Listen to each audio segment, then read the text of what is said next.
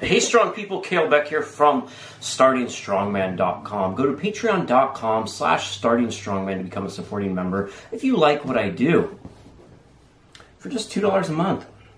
So, today's news, I know I'm late on this, but having a small child makes things difficult on when to upload and do all the other things and coaching clients, etc. But Hafþór Björnsson is less than 24 hours out from possibly breaking the all-time record in powerlifting.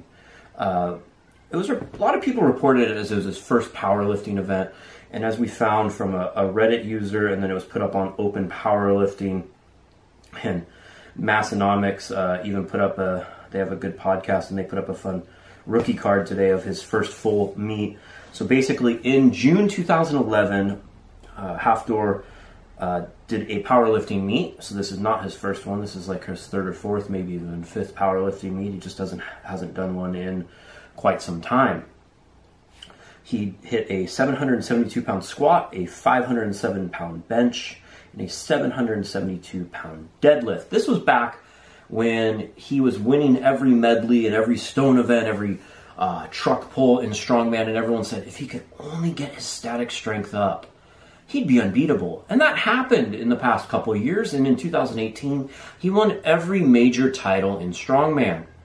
He won the Arnold, Europe's Strongest Man, World's Strongest Man, and the big money prize down in Dubai, World's Ultimate Strongman. Everything he entered, he won. And I think won Iceland's Strongest Man for the 10th straight year. So he's had pretty much the most dominating performance in strongman I can remember. You could even argue strength sports, and based on what he does tomorrow at his powerlifting meet, that could really cement 2018 Hafþór as the greatest 1 year of any strength athletes had.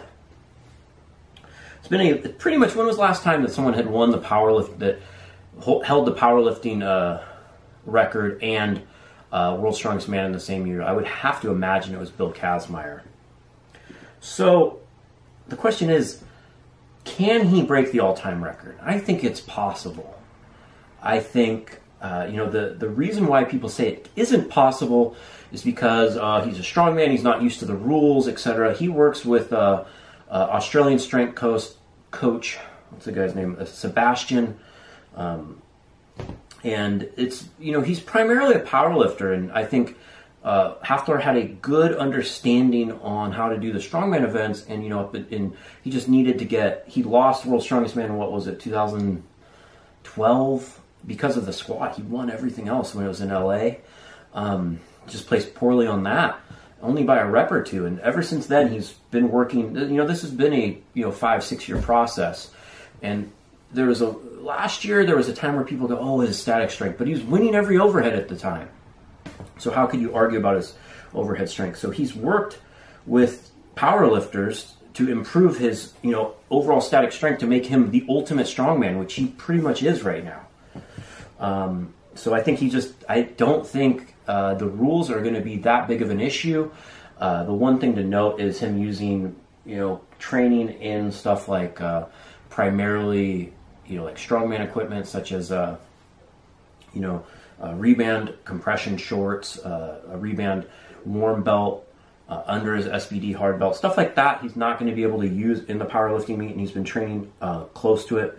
But I'm sure he's more worried about just overall wear and tear on his body. So what kind of numbers has he hit in his training? From what I could tell on his social media, and of course that's not everything, his top numbers were a 445 kilogram squat for 980 pounds, which Martine's hilariously said, why that's such a waste of a lift just to 1,000. He hit a 539 pound bench without a spot while traveling, I think in Vegas a while ago. So that's the one that's the most worrying. And then he put up a very easy no straps 903 pound deadlift, which he said was his planned opener. And so in order to break the all-time world record, which is held by Andrei Milanichev, which is, with wraps, a 2,513 pound and 0.2 pound total, which was a 1,069.2 pound squat, a 562.1 pound bench, and an 881.8 pound deadlift to achieve that. So in order for Hafþór to do that, I think he's going to have to hit right around 1,000 on both the squat and the deadlift. Judging by the 980, it looks like he has 1,000, maybe a little more in him. I'd imagine he probably opens somewhere around 940. I think he's going to go for 1,000 on his second, and then go for something big like 1,030 to 40 to 50 on his third. The bench is the most concerning. If he can hit around 550, I think the record is definitely possible. If he hit, but judging by his 530, it was traveling across the world, him waking up, in Iceland and all that's going to help. But it could be in the lower 500s, maybe 520, and his deadlift opening at 900, I think he'll go 900, then 950, then try to go for 1,000, or maybe even slightly above Benny's record, possibly. And it just depends on how tired he is by that point, but he's done, he's used to lifting in strongman events, which are much more taxing, and still getting the last stone at the end. But yeah, I think it's possible. We just got to wait and see.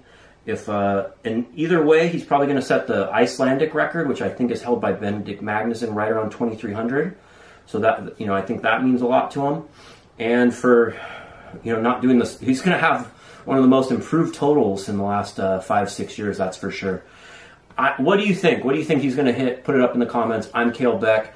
Go to store.startingstrongman.com for all of your strongman training needs, and amazon.com/startingstrongman. Anything you buy through Amazon, as long as you go there first, helps me, and I appreciate it. I try to give back to the sport as much as I can. And if you have any other questions, just hit them up in the comments, and I always answer them in a future video.